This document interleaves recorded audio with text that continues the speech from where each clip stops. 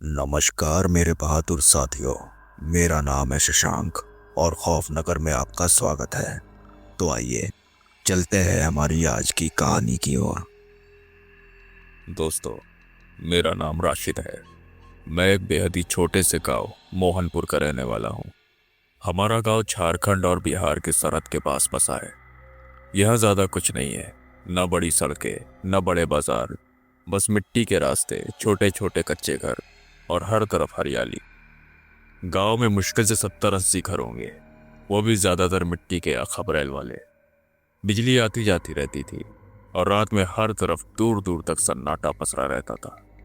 गांव के चारों तरफ खेत, तालाब और कुछ पुरानी टूटी हवेलियां हैं जिनकी कहानियां हम बचपन से सुनते आए हैं।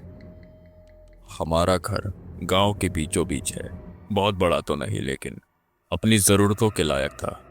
अब्बू खेती करते थे, अम्मी घर संभालती थी और मेरी एक छोटी बहन भी है, जैनब। और मैं उस वक्त कॉलेज में पढ़ता था, लेकिन पढ़ाई में ज्यादा मेरी रुचि साइकिल चलाने को लेकर इधर उधर घूमने और गांव के दोस्तों संग चाय की दुकानों पर बैठने में रहती थी। ये बात करीब 6-7 साल पुरानी है। उस साल बकरीद आने को थी और पूरे गांव में अलग ही रौनक थी। हर घर में चहल पहल थी। कहीं बकरा खरीदा जा रहा था, कहीं हलवाई मिठाइयाँ बना रहा था और बच्चे बकरों को सजाने में लगे थे। गांव की दुकानों पर नए कपड़े, टोपी, इत्तर, चूड़ियां बिक रही थी और चारों तरफ एक खुशबू और उत्साह का माहौल था। हमारे घर में भी तैयारियां जोरों पर थी। अम्मी ने नए कुर्ते सिलवा दिए थे, अब्बू बकरा लाने गांव से बाहर गए थे और मैं अपनी साइकिल से दिन भर इधर उधर घूमकर कुर्बानी के बकरों को देखने में लगा था। उस समय गांव की सड़कें भले कच्ची थी, लेकिन गांव के दिल बहुत साफ और खुश थे। लेकिन एक बात अजीब थी। बकरीद के जश्न के बीच कुछ बुजुर्गों की बातें बार बार कानों में पड़ रही थी। चचा करीम, जो गांव के सबसे बुजुर्ग और सयाने माने जाते थे, चाय की दुकान पर बैठे बोले, इस साल की बकरीद ठीक नहीं लग रही। जो साया सो गया था ना हवेली में, वो फिर से जागेगा। एक और बुजुर्ग लियाकत मियाँ ने भी धीरे से कहा, हाँ, पहले भी इसी रात कुछ अजीब हुआ था, बोलना मत बेटा। मैंने पहले तो उनकी बातों को हल्के में लिया, हंसी में टाल दिया। सोचा, अरे ये गांव के बूढ़े लोग तो हर साल कोई ना कोई कहानी सुनाई देते हैं। कभी जिन, कभी चुड़ैल, कभी हवेली। डराना तो उनकी आदत हो गई है। अब आप सोच रहे होंगे कि गांव छोटा था तो डर की बात कहां से आती होगी। दरअसल हमारे गांव मोहनपुर में एक पुरानी खंडर हो चुकी हवेली है, जिसे सरकारी कोठी कहा जाता है। वो हवेली गांव के दक्षिण कोने में एक ऊंचे टीले पर बनी हुई है, जहां तक पहुंचने के लिए घनी झाड़ियों और बांस के पेड़ों से होते हुए जाना पड़ता है। बचपन से सुनते आए थे कि उस हवेली में कुछ है जो इंसानों की दुनिया से बिल्कुल अलग है। गांव के बड़े बुजुर्ग बताते हैं कि बहुत साल पहले, शायद आज़ादी के बाद के शुरुआती सालों में, वहां सरकार की तरफ से एक अफसर तैनात किया गया था, शायद राजस्व विभाग का कोई कर्मचारी। वो अकेले ही उस कोठी में रहने लगा, लेकिन ज्यादा दिन वहां टिक नहीं पाया। कहते हैं एक दिन उसकी लाश कोठी के अंदर ही मिली थी, वो भी बहुत बुरी हालत में, चेहरा जला हुआ, आंखें पूरी खुली और हाथों की उंगलियां अंदर की ओर मुड़ी हुई, जैसे मरते वक्त उसने किसी चीज को खुद से दूर ढकेलने की कोशिश की हो। उसके बाद से ही उस कोठी को हमेशा के लिए बंद कर दिया गया।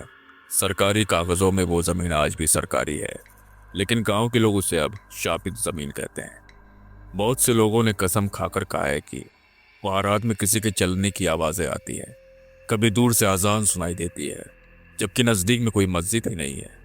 और कई बार तो बकरी की पूरी खाल हवा में उड़ती हुई दिखाई गई है, जैसे किसी ने उसे बिना काटे अलग कर दिया हो। कुछ लोगों ने वहां बकरी बांध कर छोड़ी थी एक बार, और अगली सुबह उन्हें सिर्फ खाल मिली, ना खून, ना मांस, ना हड्डी। बच्चों को उस इलाके के पास जाना सख्त मना था। मैंने भी कभी जरूरत महसूस नहीं की उस तरफ जाने की। मन में एक अजीब सी घबराहट होती थी। अब आते हैं असल बात पर। उस साल बकरीद की नमाज जैसा ही खत्म हुई, गांव के लड़के, बच्चे, बड़े बुजुर्ग सभी अपने अपने घरों को लौटने लगे। मैंने नमाज के बाद अपने कुछ खास दोस्तों, वसीम, नासिर और हबीब, तीनों से कहा, चलो ना यार, मज़ार चलते हैं। आज की रात फातिया पढ़ना जरूरी है। गांव से करीब आधा किलोमीटर दूर पीपल के पेड़ों के बीच एक पुरानी मजार है, जिसे गांव वाले बड़े बाबा की मजार कहते हैं। वहां ज्यादातर लोग फातिया करने आते हैं, खासकर बकरीद और मुहर्रम के समय। तो हम चारों वहां पहुंचे। हवा में अगरबत्ती के महक पहले से मिली हुई थी। मजार पर 2-3 लोग पहले से बैठे थे, फातिया कर रहे थे। हमने भी चादर चढ़ाई, फूल चढ़ाए और हाथ उठा लिए। चारों ओर अजीब सा सन्नाटा था। सिर्फ पीपल के पत्तों की सरसराहट और दूर कहीं से कुत्तों के भौंकने की आवाज आ रही थी। 8 बज चुके थे। अंधेरा पूरी तरह से छा चुका था। आसमान पर बादल थे और हल्की हल्की हवा चल रही थी। हम सब फातिया पढ़कर मजार के बाहर आए तो वसीम बोला, चलो यार, अब बहुत हो गया, अम्मी डांटेंगी, जल्दी निकलो। नसीर और हबीब भी साथ में चल पड़े। मैंने कहा, तो तुम लोग जाओ, मैं साइकिल से हूँ, थोड़ा पीछे से आऊँगा। मैं एक शॉर्टकट से निकल आऊँगा, खेतों के रास्ते, वो जल्दी घर पहुँचा देगा मुझे। उन्होंने मना किया, बोले, अबे शॉर्टकट से सरकारी कोठी के बगल से जाता है, मत जाओ उधर से। मैं हंस पड़ा। तुम लोगों की तरह नहीं हूं मैं, कुछ नहीं होता वहाँ, जिन विन सब बातें हैं, सिर्फ गांव के बुजुर्ग डराते हैं बस, और कुछ नहीं। वसीम ने कहा, ठीक है तेरी मर्जी, लेकिन पहुंचते ही फोन करना, समझा? मैंने सिर हिलाया और अपनी पुरानी नीली साइकिल उठाकर खेतों की ओर निकल पड़ा। पर मुझे क्या पता था, यह रास्ता सिर्फ शॉर्टकट नहीं था, बल्कि मौत के दरवाजे की सीढ़ी थी। रात का अंधेरा पूरा घना हो चुका था। चारों तरफ एक गहरा सन्नाटा, दूर दूर तक कोई नहीं, बस शींगरों की आवाजें। मेरे पास जो साइकिल थी वो कोई नई नहीं थी, अब्बू की पुरानी नीली साइकिल, जिसकी घंटी टेढ़ी थी और हेडलाइट भी धीमी पड़ चुकी थी। मैंने लाइट जलाई थी, मगर उसका उजाला बस सामने 3-4 फुट तक ही जाता था। बचे हुए रास्ते को मैं अपने अनुमान से तय कर रहा था। जब मैं खेतों की बीचों बीच वाले मोड़ पर पहुंचा तो मेरे बाएं हाथ की तरफ सरकारी कोठी की दीवार शुरू हुई। वो दीवार अब आधी गिर चुकी थी। उस दीवार के करीब से ही मैं निकल रहा था जब मुझे हल्की सी आहट सुनाई दी। मैंने तुरंत साइकिल की रफ्तार धीमी की। सोचा कोई जानवर होगा, शायद बिल्ली या जंगली खरगोश। लेकिन जब मैंने ध्यान से देखा, हवेली की दीवार के ऊपरी कोने से एक झक सफेद परछाई, इंसान की आकृति जैसी, बिना किसी आवाज के उड़ती हुई एकदम सीधे हवा में मेरे सामने से होकर कुछ दूर आगे जाकर गायब हो गई। मैं सन्न रह गया। दिल की धड़कन अचानक से इतनी तेज हो गई कि खुद को सुनाई देने लगी। मैंने झट से फैसला किया, नहीं, मैं इस रास्ते से नहीं जाऊंगा, वापस उसी लंबी सड़क से लौटता हूं। मैंने साइकिल मोड़ी और जैसे ही पैर पैडल पर रखा, तभी पीछे से किसी ने मेरा नाम लिया, बहुत धीमा मगर एकदम साफ। ऐसा लगा जैसे कान के बेहद करीब आकर किसी ने फुसफुसाया हो। कोई बहुत पास था लेकिन दिख नहीं रहा था। जैसे तैसे मैंने साइकिल की चेन को जबरन घुमाया और एक जोरदार धक्का देकर आगे बढ़ा। मेरे पैर कांप रहे थे, लेकिन डर के मारे बदन में अलग ही ताकत आ गई थी। खेतों के वो सूने रास्ते, चारों तरफ ऊंची सरकंडी की झाड़ियां और पीछे छूटता सरकारी कोठी का अंधेरा साया, सब कुछ मानो मेरी आंखों में चिपक सा गया था। मैं किसी तरह खेतों की मेड़ से होता हुआ गांव के बाउंड्री के पास पहुंचा। वहीं गांव की सीमा पर एक पुराना बरगद का पेड़ था, जिसके नीचे मियाँ इब्राहिम की खटिया हमेशा लगी रहती थी। बूढ़े थे मगर गांव के सबसे जानकार और समझदार बुजुर्ग माने जाते थे। उन्हें सब बड़े अब्बा कहते थे। उस समय अंदाजन 9:30 बजे होंगे। बड़े अब्बा अपनी खटिया पर लुंगी समेटे सो रहे थे। जैसे ही मैंने हाँफते हुए साइकिल से उतरकर पेड़ के पास पहुंचा, साइकिल का पिछला पहिया एक छोटे से पत्थर से टकराया। हल्की सी आवाज हुई। बड़े अब्बा चौंक कर उठ गए। वो गुस्से में चिल्लाए, कौन है? उनके चिल्लाते ही मैं फौरन उनके पास चला गया। फिर उन्होंने जैसे ही मेरी ओर देखा, उनके चेहरे पर फिक्र और सवाल दोनों उभर आए। बेटा राशिद, तू है? ये क्या हाल बना रखा है तुमने? चेहरा तो देखो पूरा सफेद पड़ गया है, सांस भी फूल रही है, क्या हुआ रे? मैं कुछ बोल नहीं पा रहा था। गला सूख चुका था, सांसें अनियंत्रित थी। और दिल ऐसे धड़क रहा था जैसे अभी छाती फाड़कर बाहर आ जाएगा। मैंने साइकिल किनारे रखी और चुपचाप उनकी खटिया के पास जमीन पर बैठ गया। माथे से पसीना टपक रहा था। बड़े अब्बा समझ गए कि कुछ गड़बड़ जरूर हुई है। उन्होंने धीरे से मेरे कंधे पर हाथ रखा और बोले, कहीं तुम सरकारी कोठी की तरफ से तो नहीं गया था? मैं चुपचाप से गर्दन हिला दी। उनकी आंखों की चमक एकदम बुझ गई। उनके चेहरे पर घबराहट की एक साफ लकीर खिंच गई। बड़े अब्बा पहले कुछ देर चुप रहे, फिर उन्होंने चारों ओर देखा। रात की हवा अब ठंडी से अजीब सर्द लगने लगी थी। उन्होंने मुझसे पूछा, क्या देखा वहां? कुछ दिखा? फिर उन्होंने धीरे से कहना शुरू किया, बेटा, आज से कोई 40 साल पहले एक बकरीद की रात एक कसाई जो बाहर से आया था, उसने हवेली के पास ही एक बकरे की कुर्बानी दी थी। वो बकरा आम नहीं था। कहते हैं उसमें किसी जिन्न का कब्जा था, और जब उसने वहां कुर्बानी दी तभी से वहां कुछ टूट गया। वो क्या चीज थी जो किसी को नहीं छोड़ती। उस रात से लेकर आज तक हर कुछ साल में बकरीद की रात कोई ना कोई अनहोनी जरूर होती है। गांव वालों ने हवेली को बंद कर दिया, वहां किसी को जाने नहीं दिया, लेकिन वो साया अब भी वहीं पर है। फिर बड़े अब्बा ने मुझे अपना एक ताबीज दिया और उसे मैं गले में डालकर मैं किसी तरह उस साइकिल को घसीटते हुए घर तक पहुंचा। शरीर में इतनी भी ताकत नहीं बची थी कि दरवाजा खटखटा सकूं।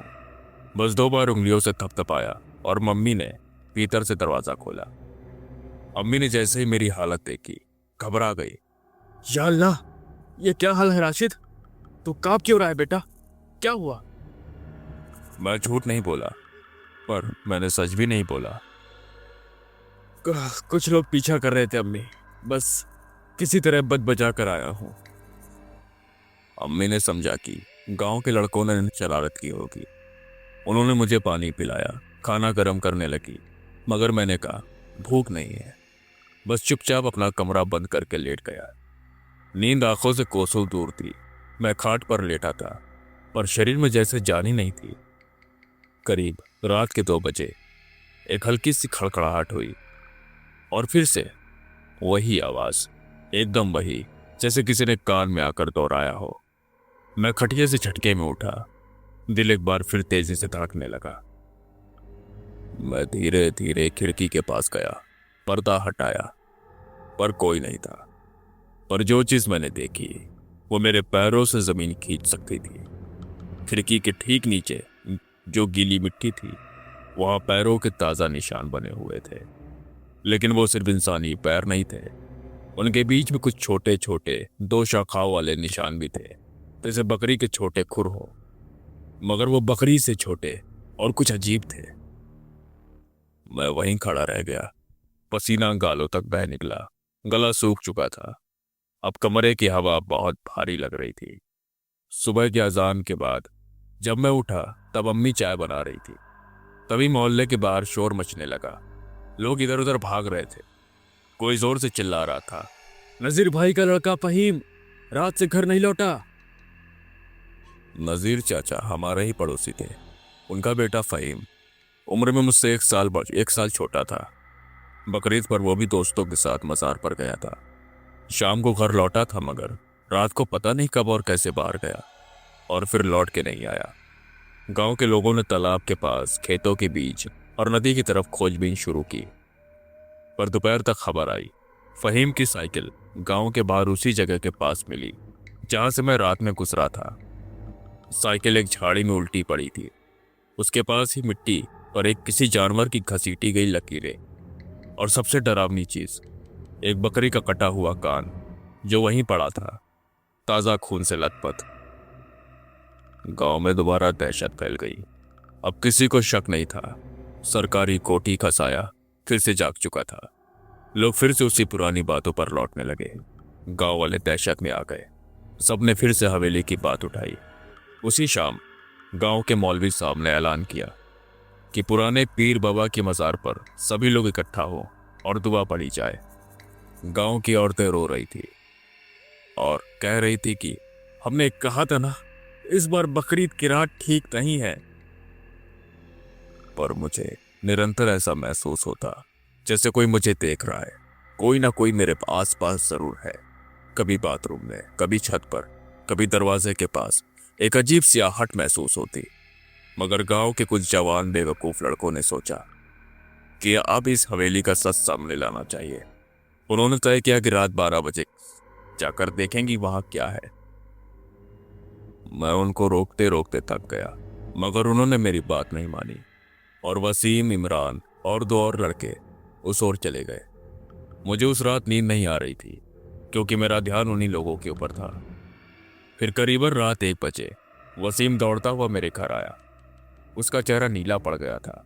उसने बोला, राशिद भाई, हवेली में इमरान उड़ गया, मतलब हवा में सामने, और वो बकरी, कटी बकरी जो खुद ब खुद खड़ी हो गई। फिर मैंने उसे पानी पिलाया और वो बेसुध हो गया। अगले दिन गांव के सरपंच और मौलवी ने मिलकर उस हवेली में सरकारी ताला दोबारा डलवाया। गांव के एक बुजुर्ग फकीर बाबा को बुलवाया गया। उन्होंने कुछ देर तक हवेली के चारों ओर घूमकर एक ही बात कही, ये अब भी जगह है, ये अब भी यहां है, इसे सरबंद नहीं दफन करना होगा। फिर उस हवेली को मिट्टी से भरवा दिया गया और उसका नाम गांव के नक्शे से हमेशा के लिए हटा दिया गया। दोस्तों, आज मैं एक शिक्षक हूं और दिल्ली में मैं अपने परिवार के साथ सुकून से रहता हूं। वो मेरी साइकिल आज भी मेरे पास है, घर के एक कोने में पड़ी है, जिसे मैं उस रात भागा था। अगर आप सोच रहे हैं कि ये कहानी सिर्फ बनावटी है, तो एक बार हमारे गांव के बाहर बनी उस मिट्टी की दीवार को देखने आइए। वहां अब भी कुछ लोग बिना वजह बेहोश हो जाते हैं और किसी को नींद में चलते हुए बकरी की खाल नजर आती है। ये सिर्फ एक कहानी नहीं, बल्कि ये मेरी जिंदगी की सच्चाई है। दोस्तों, आज की कहानी में बस इतना ही। अगर आपको ये कहानी पसंद आई हो तो इस वीडियो को लाइक और चैनल को सब्सक्राइब जरूर करें। तो मिलते हैं आपसे अगली कहानी में। तब तक अपना ख्याल रखें और सुरक्षित रहें। नमस्कार।